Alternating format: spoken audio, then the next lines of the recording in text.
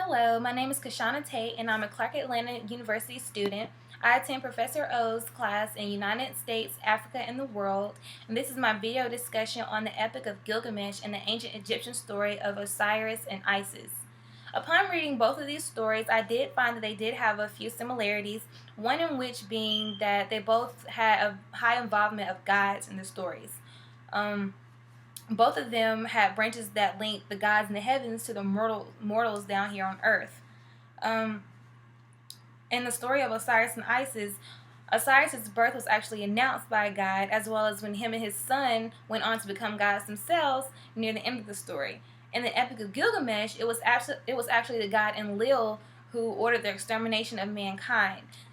The high usage of gods in these stories showed how important these gods were to these ancient peoples and how important they were to their lifestyles. It seems like they had a great deal of respect for their gods and they worshipped them.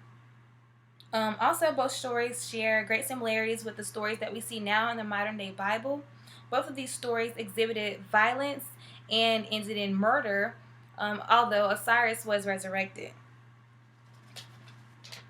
The difference that I found with these stories are the locations. The Epic of Gilgamesh was based out of Mesopotamia, which is in Greece, and the Osiris and Isis story was based out of Kemet, which is now modern-day Egypt. How can you explain the presence of these stories thousands of years before Christianity existed? These stories were written before Jesus was born. When you look at the dates, it says that these stories were actually around 7 BCE in the third millennium, or even as early as the third millennium. And that was way before Jesus was born and died in 33 AD. So if these stories were around before Christ had a chance to introduce Christianity, of course these stories were here before Christianity existed, because Jesus, hadn't introduced it yet. So essentially, these stories were around before Jesus himself. What implications can be drawn about the Christian Bible from the mythologies? When you look at these stories and you read them, they do remind you of the stories that we see in our modern day Bible. For example, the ancient Egyptian story of Osiris closely correlates with the story of modern day Jesus himself. Osiris' birth was announced by a voice, and Jesus' birth was announced by 3 wise men. Like Jesus, Osiris had established instruction for the worshiping of God. Both of them were brutally killed, although in different ways. Osiris was cut into 14 pieces while Jesus was crucified. Both of them were also resurrected. I'm not sure how far along the line Osiris was resurrected, but we do know that Jesus was resurrected 3 days afterwards.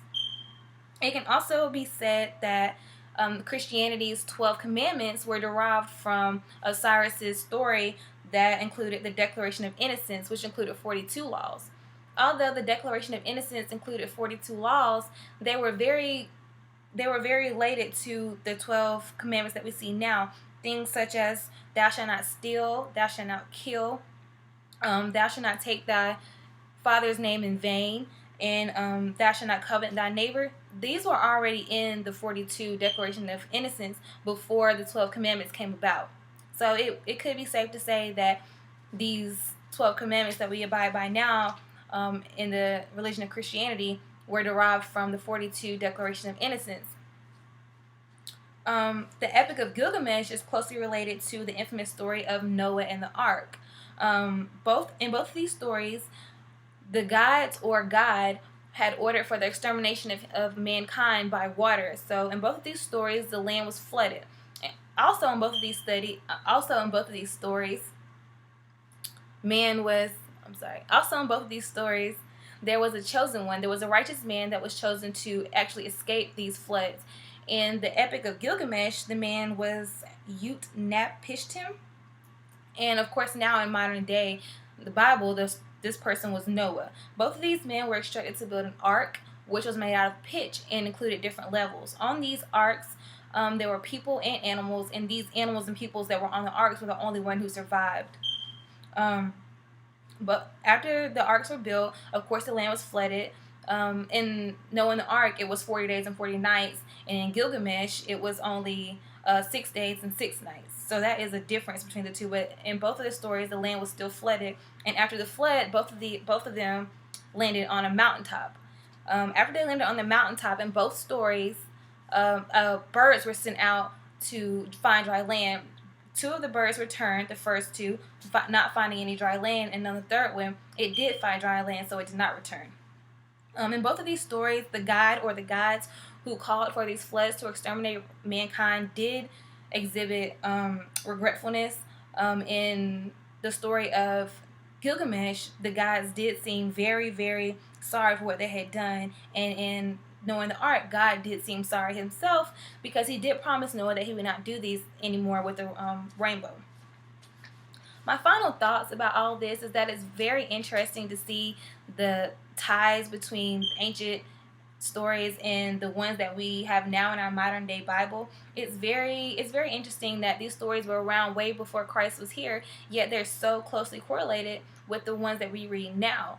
And Christianity was nowhere around at that time, so I did find that very interesting. It was good to read these things, and I enjoyed finding out the new things that I did. So I hope you guys enjoyed this, and I hope you were able to follow along with me. And thank you.